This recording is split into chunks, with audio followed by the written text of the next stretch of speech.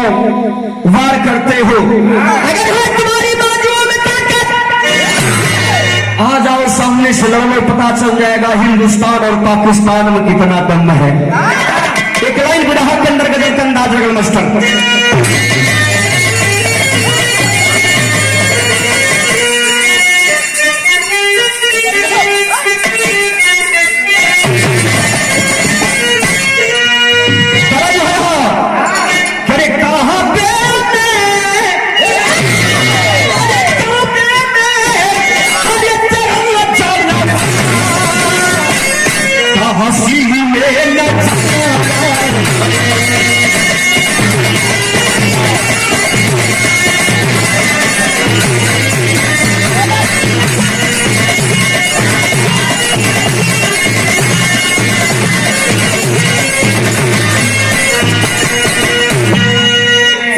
अंदाज रहा, लेकिन तो जवानन मध्ये कवि जी का लाइन संकेत करते हो।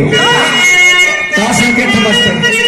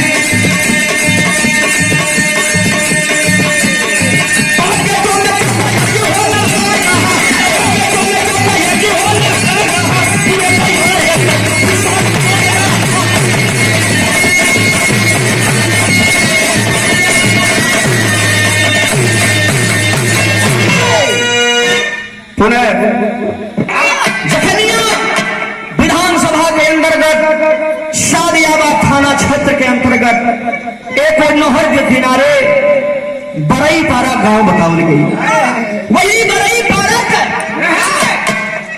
रहे वाला बलिराम राजभर जकरे पत्नी ब्रह्मावती देवी बताओ गई। छोटा परिवार है बाबू, छोटा परिवार में 5 ठे बेटवा। भैया ऐसा न कि 5 बेटवा बलिराम राजभर खेती किसानी गृहस्थी करके परिवार का पालन पोषण करत हुए। 4 बेटा परिवार की स्थिति देख करके बॉम्बे में जा करके काफी मेहनत अथक प्रयास करने के बाद वहां पर निजी फूल माला का धंधा खोए के और रुपया पैसा कमाए लगलन, घरे भेजे लगलन। बलिराम राजभर घूम के सबसे कहे लगलन कि अब कोनो चीज की तकलीफ नहीं हो, हमारे बेटवा बड़ा बढ़िया पैसा कमात हुवन। हाँ, एक सबसे जो 5वें नंबर पर बेटा है जेकर नाम अर्जुन राजभर बतावन गई। एक ही बेटा है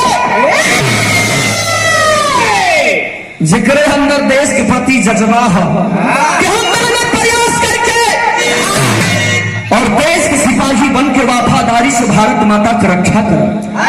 ए भैया भाई लोगों का भी सपोर्ट में हाँ अर्जुन, पैसा रुपया की कोई कमी नहीं होगी, लेकिन हाँ अर्जुन घर पर आके माई बाबू का भी ख्याल करिए, अपन ख्याल करिए, मेहनत परिश्रम जारी रहे, पढ़ाई लिखाई जारी रहे। निश्चित तौर पर अगर अर्जुन तो देश का सिपाही बन जाएगा तो हमारे परिवार का, हमारे गांव का, हमारे थाना का, जिला का नाम रोशन करोगे। आखिरकार अर्जुन सबका बात मान कर रियाज मारे लगल। डेली जाकर दोनों टाइम कोचिंग करत है। रियाज के साथ साथ पढ़ाई का भी जरूरी है। ए बाबू धीरे धीरे समय बीते लागल। 18-19 वर्ष के भइल बा अर्जुन राजभर। धीरे धीरे इधर सारों बेटवन की शादी कैलन बलिराम राजभर और कई छबांट निकलन अर्जुन राजभर बहलन, लेकिन पास नहीं बैलन। माई बाबू समझाओ फोन करे अर्जुन बुझाता कि बेटा नौकरी नसीब नहीं बा, लेकिन बाहरे दिले अर्जुन राजभर कहा कि नहीं मां, नहीं पिताजी, मेहनत हमारी एक ना एक दिन जरूर रंग लाएगी। ए भैया आखिरकार मेहनत परिश्रम जारी बा। धीरे धीरे और समय बीतल। माई बाबू एक दिना सोचत हुन कि अर्जुन हमार 20-21 वर्ष को हो गई, यहू को बढ़िया घर लड़की देख की शादी कर दिया जा। अब एक मन में जोन सवार बा हम देश के सिपाही बने, मेहनत परिश्रम करी, भाग्य नसीब में हुई तो होइए जाई। ए बाबू माई बाबू आपस में विचार कर मोटे गीत लगे मास्टर।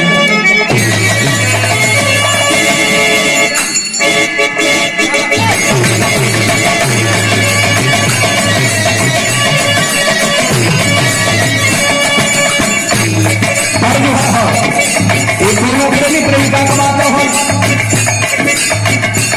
नैहर में तो प्यार चमकल रहा,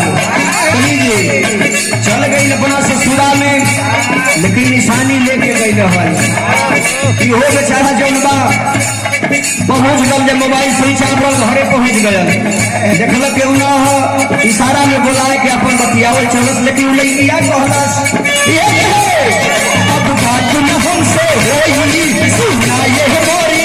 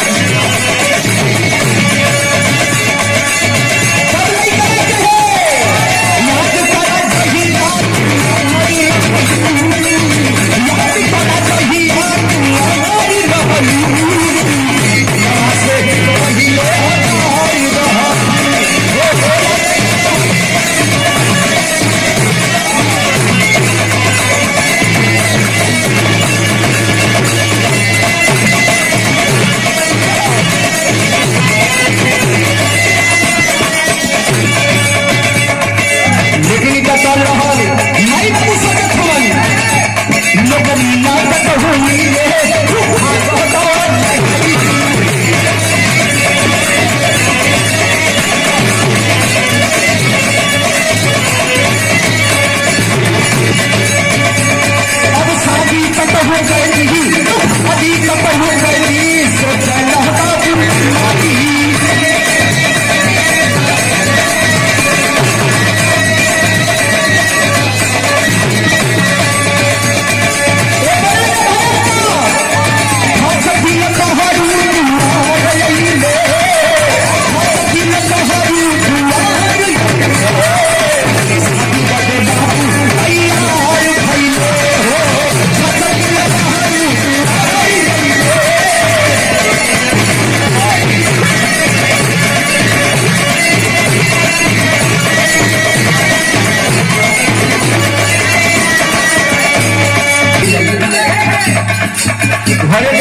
घर परिवार लड़की उड़की सब देखल सारा चीज जच गई। तब आगे बढ़ल का सन 2015 में सदिया हंसी खुशी सुनी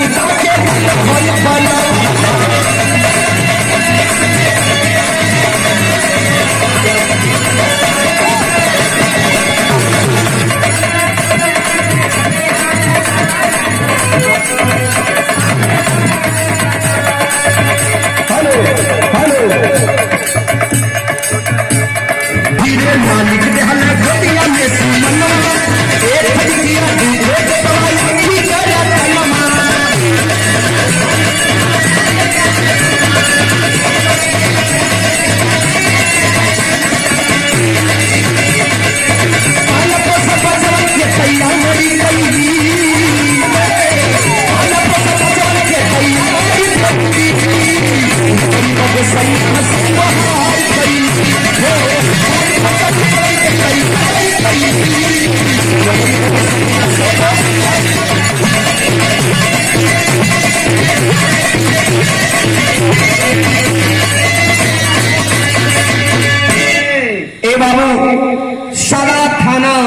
के अंतर्गत खुटहन गांव में सुनीता नामक लड़की से रिश्ता तय हुआ।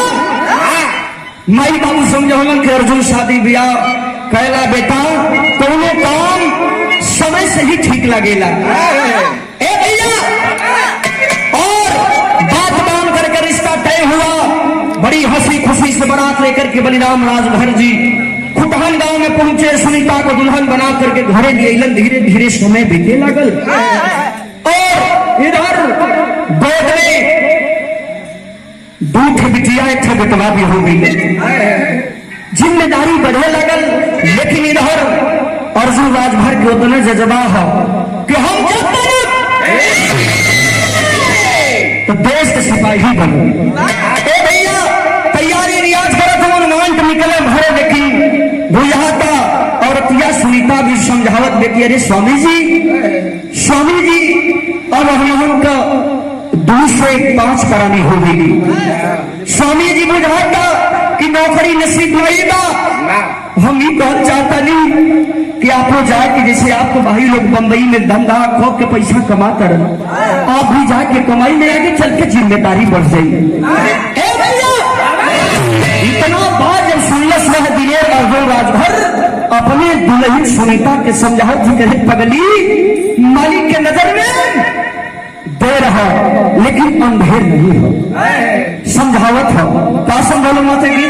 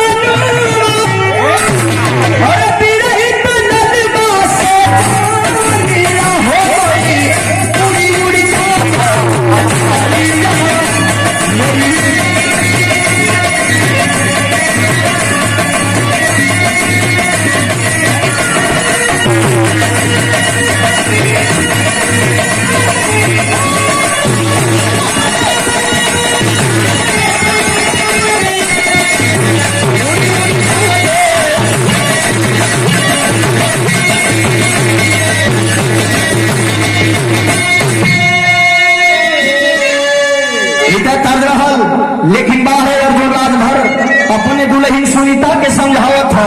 ये समझावे मास्टर का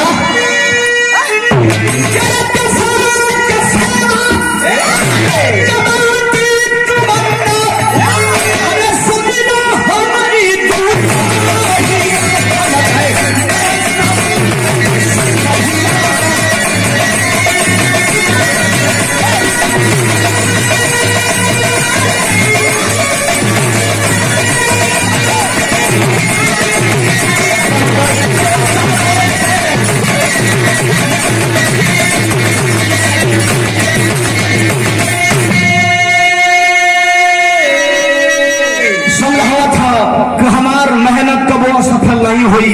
ए सुनीता तू टेंशन मतलब एक ना एक दिन वर्दी पहन के और तोहरे संभले जब आई तब समझ में आई कि हमारी मेहनत रंग ले गए है। आखिरकार धीरे धीरे सन 2014 के समय आगे वांट निकला और वांट को भर दिया मालिक सूर्यवंत महल का। अरे 2014 में भारत की महिला सुगलवा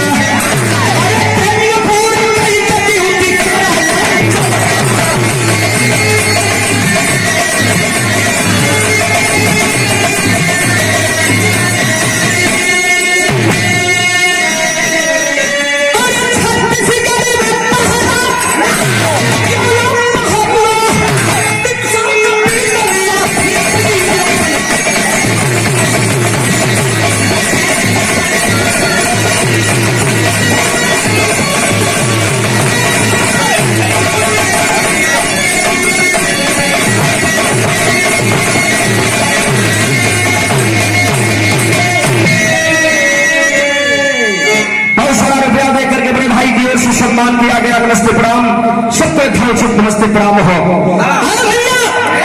सन 2014 में अब्दुलराज वांट निकला, वांट को भर दिया, दौड़ पास कर लिया, परीक्षा पास हो गया।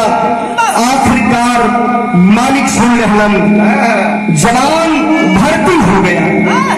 ए बाबू जब खबर भाई लोग के लगल, माई बाबू के लगल, बड़ैया के लगल हो बाबू अर्जुन भर्ती हो गई, पूरे परिवार में खुशी के ठिकाना नहीं है। आखिरकार ट्रेनिंग में चला जाता है। ट्रेनिंग से जब घर अलन वर्दी में जब माई बाबू देखलन तो हो गई। माई बाबू कहलन कि अरे अर्जुन तो गजब कतल वाला है। आखिरकार अपने मन वाली कर ही लिया, लेकिन एक बात याद है बेटा, देश के साथ कभी गद्दारी न करना, वफादारी से चाहे जान जाए या रहे, लेकिन देश के साथ वफादारी से ही लड़ाई लड़ना है।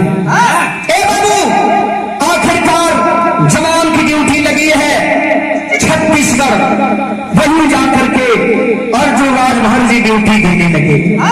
धीरे धीरे 2-3 साल ड्यूटी में बीतल है। घरे पर फोन से हाल चाल होता। एक रोज माई से कह पड़ल अर्जुन की है माई वो बात कही नाराज नहीं हो। माई हंस के गलन के रे बेटा अर्जुन एक ना 2 बात कहो बेटा, नाराज की क्या बात है? कलन की माई हम सोचा तानी कि हमारे ड्यूटी कुछ दिन खातिर छत्तीसगढ़ में है, तो हम सोचा तानी कि अपने लड़की लड़कन के लिए आके वही बढ़िया विद्यालय में एडमिशन करा के यही ड्यूटी भी कर ली। और माई हमारी सुनीता दुलही रहती तो 2 रोटी समय से भोजन भी मिल जाए, लड़कन का बढ़िया स्कूल में पढ़ाई भी हो जाए। कहें कि ये समाज में ये जमाने में सबसे बड़ा कोई जरूरी चीज है तो है शिक्षा।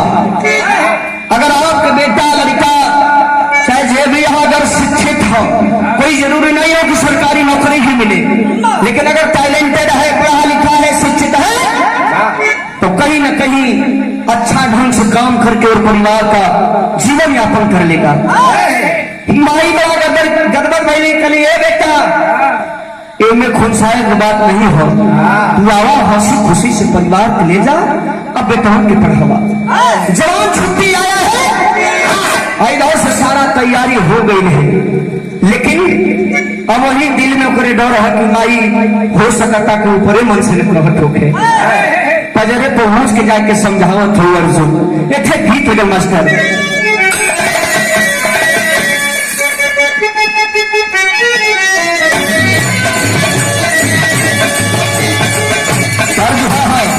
देवी की खेसारी लाल यादव की आवाज में आप लोग सुन ला, बड़ा सुंदर गीत है। अरे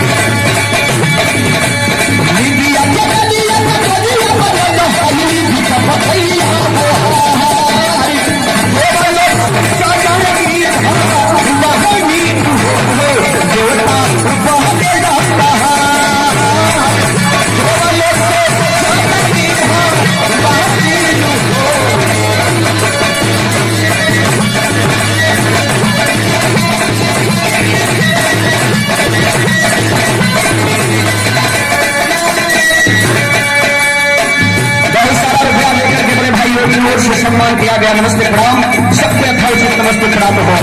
माई से बजरे भाई के कहा था जब जो भरिए कहे अरे सैनिक की सुकुल का पढ़ाई दे काफी तो नहीं गए होशियार।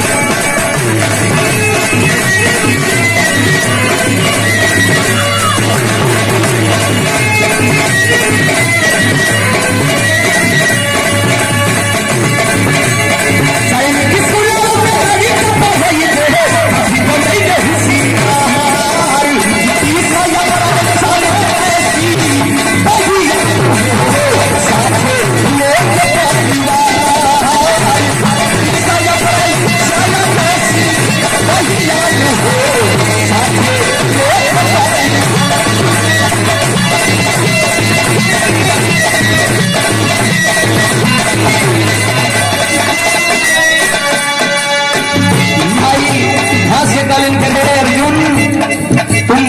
हंसी खुशी लेके जाओ बेटा, तुम्हारे खुशी में हमारी खुशी है। ए भैया मई का आदेश पहुंचे, तैयारी हो गई, टिकट निकल गया। 20 अप्रैल सन 2018 को परिवार को लेकर के छत्तीसगढ़ में पहुंचा है जवान। प्राइवेट रूम ले लिया अच्छा खासा, और उसी परिवार में उनकी परिवार रह रही है। बगल में सैनिक विद्यालय में अपने बच्चों का एडमिशन करा दिए। सही ढंग से पठन पाठन का कार्य हो रहा है और जवान डेली बाई डेली ड्यूटी करत हो और घर पर भी हाल चाल रोज होता तो लिखे के पड़ल छत्तीसगढ़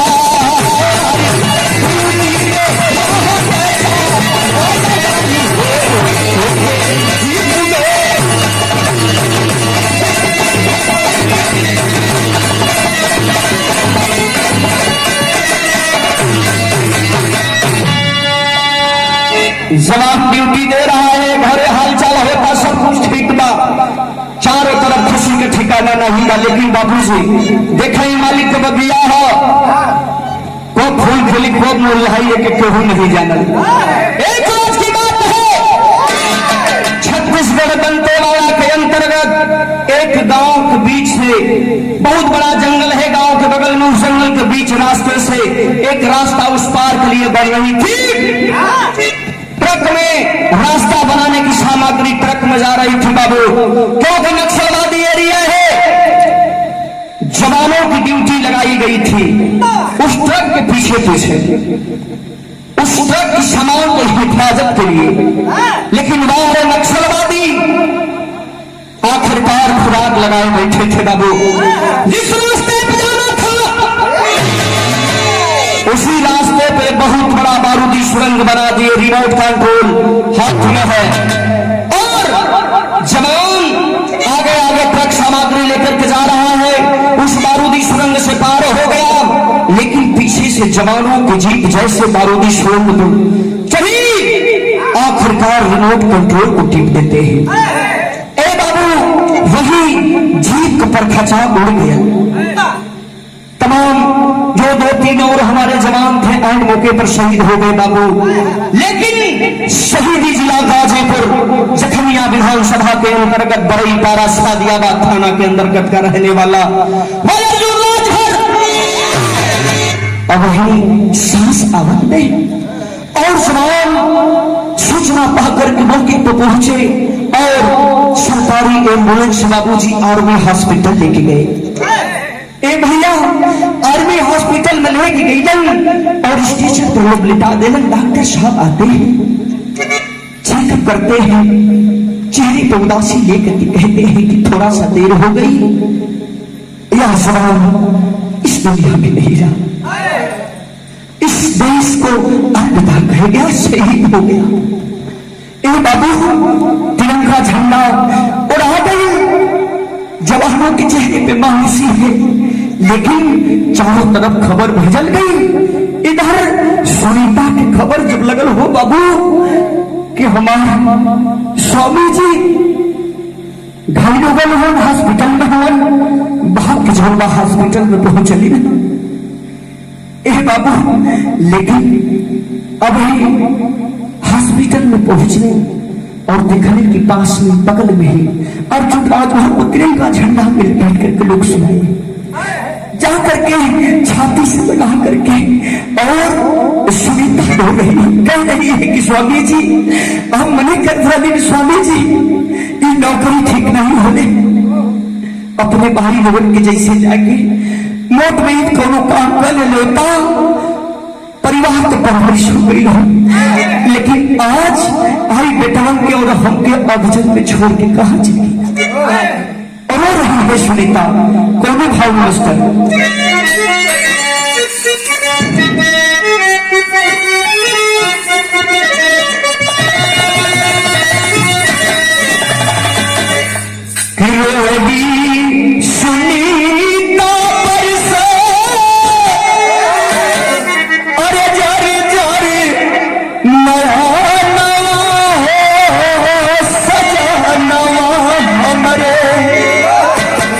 रोवेली सुनीता बरसे,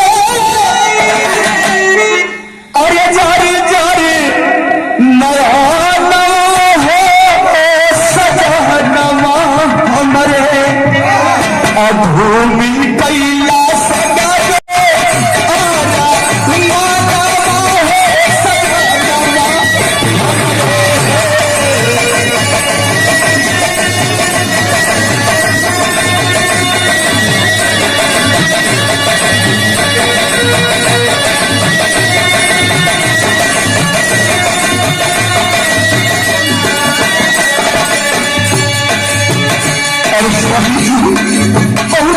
सपना सुनावत माई बाबू से ये कह के लीला कि हम अपने बेटों के सैनिक विद्यालय में पढ़ा लिखा कर बढ़िया नौकरी दिलवाई में स्वामी जी। स्वामी जी आज यही उम्र में छोटे छोटे बच्चों के अनाथ बनाते कहाँ चले और रो रही है कैसे, पैसे का परिवार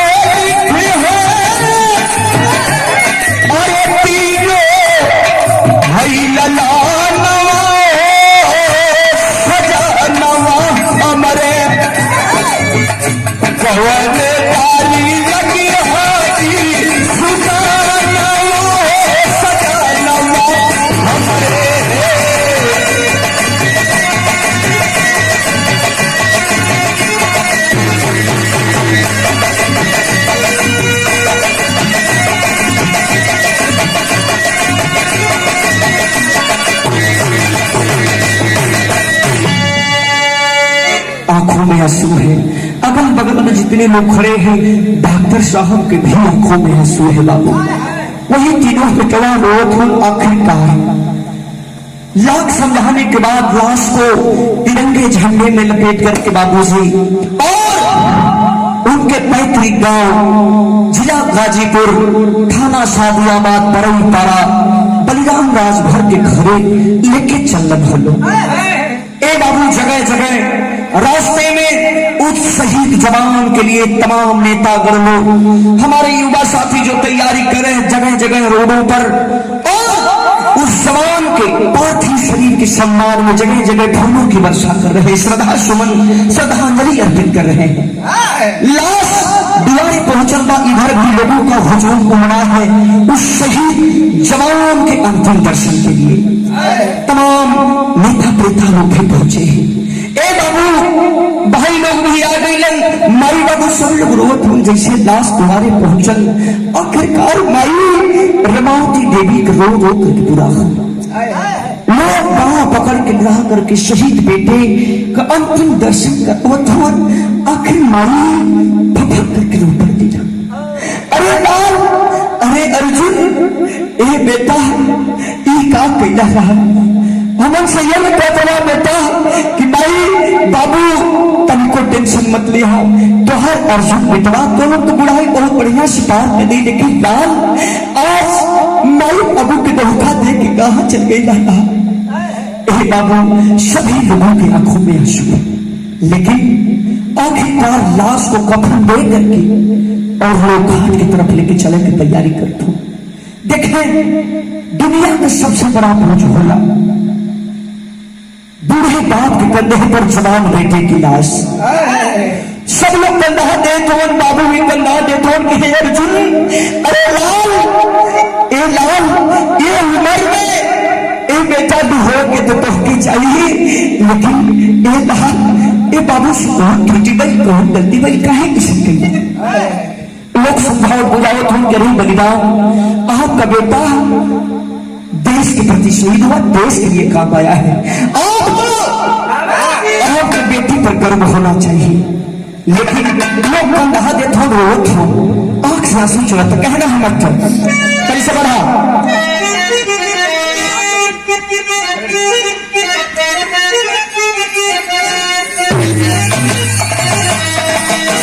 12 वर्ष का बेटा जो है, जो रात भर का कान्हा पर लाश लेने का पिताजी को रो रो करके उस दिवंगत आत्मा से कह रहा है, रो रहा है और कह रहा है, क्या कह रहा है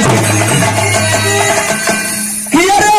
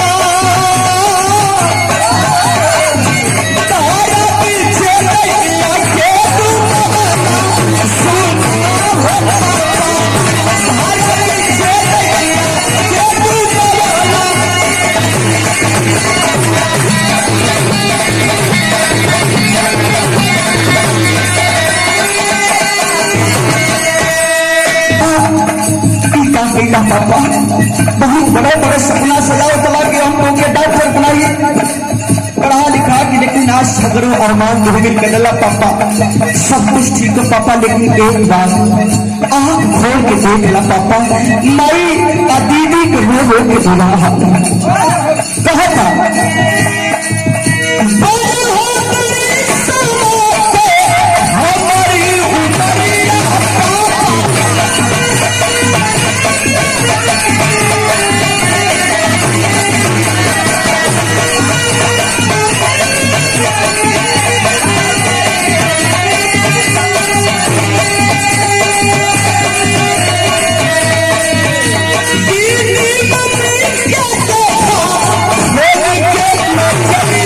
Yeah.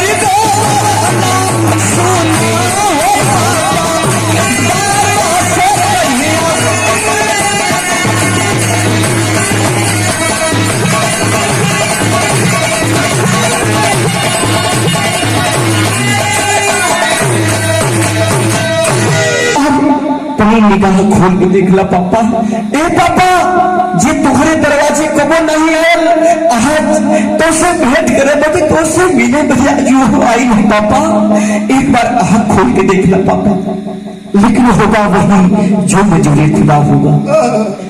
ये भाई पर मेरे भैया को 100 रुपया देकर के सम्मान किया गया, नमस्ते प्रणाम हो। लाश को लेके गाजीपुर जनता घाट की तरफ लोग चल रहे हैं, लेकिन कवि जी बड़ी ऊंची बात लिखना हो जवानों बदे तेरी सुधार नमस्ते।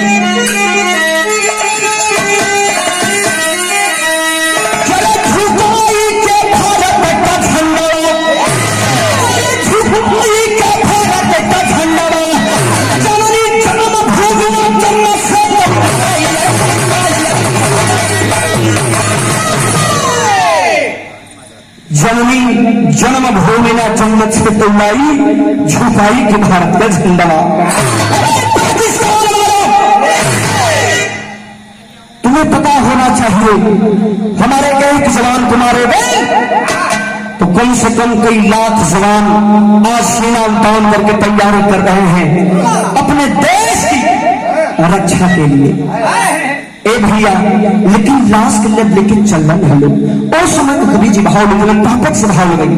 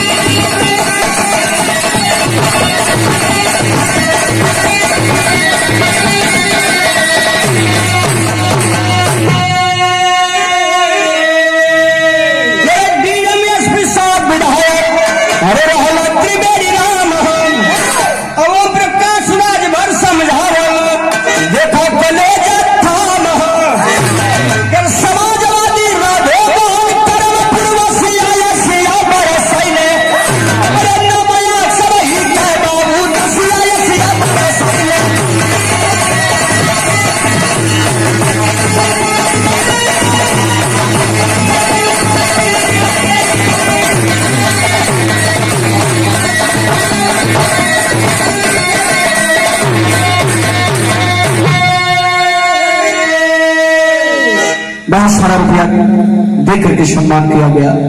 छोटे मम्मी हमारे बड़े भैया हो भारद्वाज जी की सुपुत्री की ओर से मालिक वहां पर जहनिया विधानसभा के वर्तमान विधायक माननीय त्रिवेणी राम और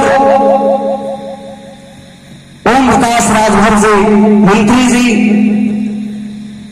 समाजवादी पार्टी के पूर्व सांसद राधे मोहन सिंह, डीएम महोदय, एसपी महोदय, यशो महोदय, एसडीएम महोदय, शासन प्रशासन के लोग भी वहां हैं। सभी लोगों की आंखों में आंसू है, सब लोग धीरज बखावत हो भैया। लेकिन मंत्री जी 25 लाख का चेक जब बलिराम राजभर के पास बलिदान के देने की कोशिश करते, बलिराम राजभर फटक करके रो पड़ लगे और यही कह रहे हैं कि आखिरकार कहां से चूक है। आए दिन सरहद पे हमारे जवान आए दिन शहीद हो रहे हैं, आखिरकार इसका जिम्मेदार कौन है? कहलम बलिराम राजभर जी का कहा मास्टर आल्हा से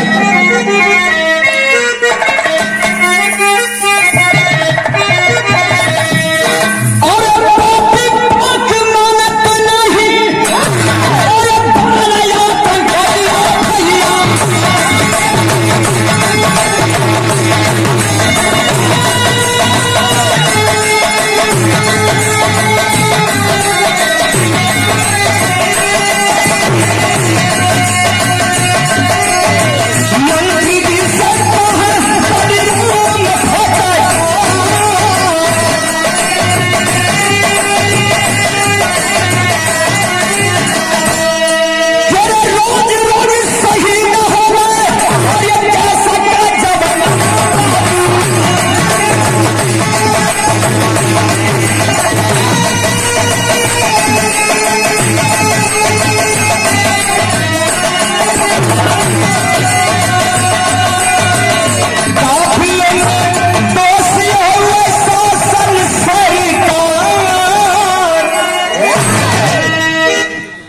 लाख का सेठ जब देखने के लिए माननीय मंत्री से बलिराम राजभर के पास जाते तो यही बात कहते हैं, आखिरकार कब तक हम खेलेंगे? हमारे फौजी साथी भी तैयार हैं, अगर छूट मिल जाए नक्शा से पाकिस्तान का नामो निशान मिटा देंगे। आखिरकार क्या हो रहा है? क्यों नहीं छूट दे दी जाती? कभी चीन वाले बॉर्डर पे घुस बैठी, कभी पाकिस्तान वाले बॉर्डर पे। आखिरकार कब तक हम झेलेंगे?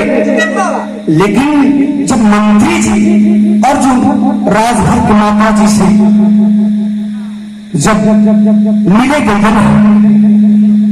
उस समय, और जो राजभर की माता जी के आंखों में आंसू है और यही कह रही है क्या?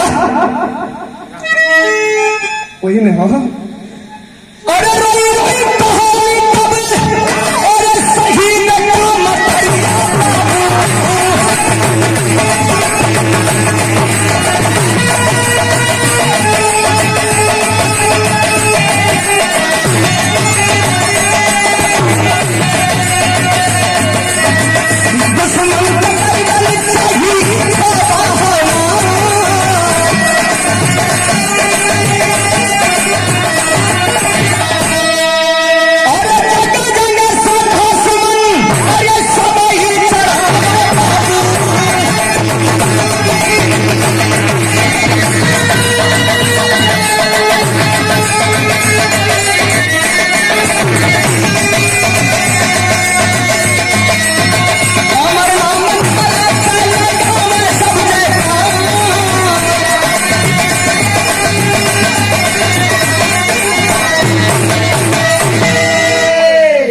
माननीय मंत्री जी से और जो राजभर की माता जी, कल के 25 लाख रुपया के चेक से क्या होगा?